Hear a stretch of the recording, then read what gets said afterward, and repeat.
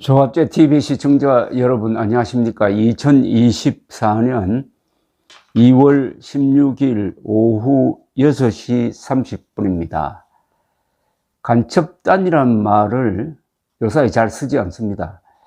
국가보안법 위반 혐의 이렇게 법적으로 부르는 경우가 많은데 아주 전형적인 간첩단 사건에서 유죄가 선고됐는데 한 사람당 12년, 세 사람이 그러니까 도합 36년의 징역형을 1심에서 선고받고 법정 구속되었습니다. 이 사건이 수사가 공개적으로 진행된 것이 2021년부터니까 3년 지나서 정의가 구현되었습니다. 더디지만은 정의가 구현되었다는 이야기죠. 그런데도 아직 언론은 국가보안법 위반 사건이라고 하는데 몇 개 언론이 간첩단 사건이라고, 간첩 혐의라고 정확하게 이야기를 하고 있습니다. 오늘 청주지법 형사 11부 재판장 김성주는 충북 동지회라는 이 조직의 고문을 맡고 있는 박모 씨, 부위원장 윤모 씨, 위원장 손모 씨에게 각 징역 12년씩을 선고하고 법정 구속을 했습니다. 박 씨 등은 2017년부터 북한 공작원의 지령을 받아 지하 조직을 결성한 뒤 충북 지역 인사 60여 명을 보습하여 또는 보습하려 하고 국가기밀 탐지 등 각종 안보 위해 행위를 한 혐의를 받아왔습니다. 재판부는 선고에서 박 씨가 중국에서 북한 공작원과 접선한 사실, 윤 씨가 북한 지령문을 수신한 사실, 세 사람 등이 충북 동지회를 결성한 사실, 북한 지령문을 수신하고 대북 보고문을 전달한 사실, 북한으로부터 공작금 2만 달러를 수수한 사실 등이 인정된다고 밝혔습니다. 완벽한 간첩단 사건이라는 이야기입니다. 그러니까 국가보안법 위반 이렇게 이야기하지 말고 간첩단 사건이라고 해야 머리에 쏙 들어올 것 아닙니까? 피고인들은 북한 구성원으로부터 금품을 수수하고 회합통신했다. 북한으로부터 지령을 받고 국내 정보를 수집한 후 보고문을 작성했다고 명백하게 판시를 했습니다. 재판부는 이런 범행은 대한민국의 존립, 안정과 자유민주주의 체제 존립을 침해한다. 장기간 동안 치밀하고 은밀한 방법으로 범행했다. 피고인들이 수집한 정보의 가치가 그다지 크지 않으며 보습한 사람들도 피고인들의 가족이 전부라면서 그나마 이것을 양형에 반영을 했다고 했습니다.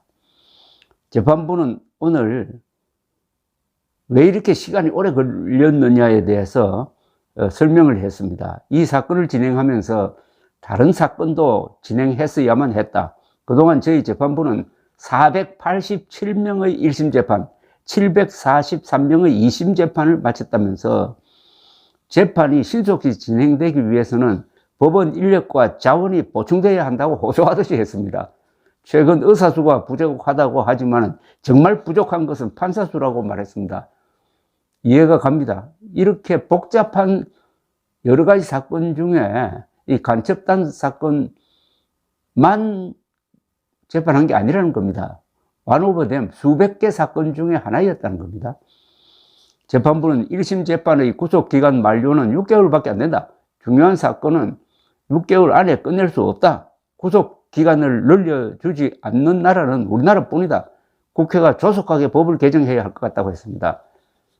6개월 지나면은 구속기간이 끝나는데 너무 짧다는 겁니다. 피고인들은 재판 전후 검찰이 제출한 증거 등이 조작되었다며 국가정보원 등의 불법 사찰이 이루어진 불법 수사라며 공소사실을 부인해 왔습니다. 재판부가 징역형을 선고하자 피고인 윤 씨는 2024년 대한민국에서 국보법 위반 혐의로 징역 12년을 선고한 것은 용납할 수 없다며 국보법은 폐지되어야 한다고 말하기도 했습니다. 간첩 혐의자가 이렇게 큰 소리를 치도록 지금 허용하고 있는 게 대한민국의 법치고, 그러니까 이거 법대로 간첩 사건을 수사하고 재판하는 데는 시간이 오래 걸릴 수밖에 없다는 사정을 이해할 필요가 있겠습니다. 이들은 법정에 출석하기 전에 기자회견을 열었습니다. 자신들이 30년 사찰의 피해자라고 주장을 했습니다. 지금까지 이 사건 피고인들은 총 5차례 법관 기피 신청을 내고 총 11개월간 재판을 중단시키기도 했습니다. 그리고 어제는 이틀 전이군요. 이틀 전에는 유엔에 재판 중단, 망명 지원 등을 위한 특별 절차를 요청했습니다. 사람 별의별 짓을 다 하네요. 아니, 유엔이 간첩 수사와 같은 주권 사안에 대해서 유엔이 관여할 수가 있습니까? 그러니까 온갖 이 법정 투쟁 방법을 다 총동원했는데 여기에 재판부가 묵묵히 재판을 진행해 오다가 오늘 결정적으로 선고를 내린 것이 징역 12년씩 도합 36년, 최근에 국가보안법 위반 또는 간첩 혐의 사건에서 최장기형이 나왔습니다. 흔히 간첩 수사는 가장 큰 행정 낭비라는 이야기가 있습니다. 간첩 한 사람 잡기 위해서 여러 수십 명의 수사관들이 매달려 가지고 증거 수집하는 등등 해가 1, 2년이 아니라 10년 걸릴 수가 있습니다. 수십 명이 한 사건을 위해서 10년 동안 인생을 낭비하는 것처럼 보이지만 국가와 민족을 위해서는 그게 낭비한 거가 아니죠. 그러니까 음지의 전사들에 대해서 우리 국민들이 응원을 해야 됩니다.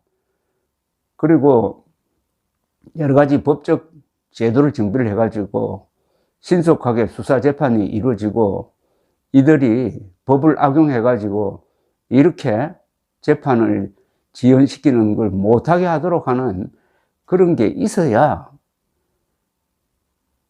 정의가 신속하게 구현되는 겁니다. 정의가 더디게 구현되면은 무효라고 그러는데 그래도 12년 중형이 나왔다.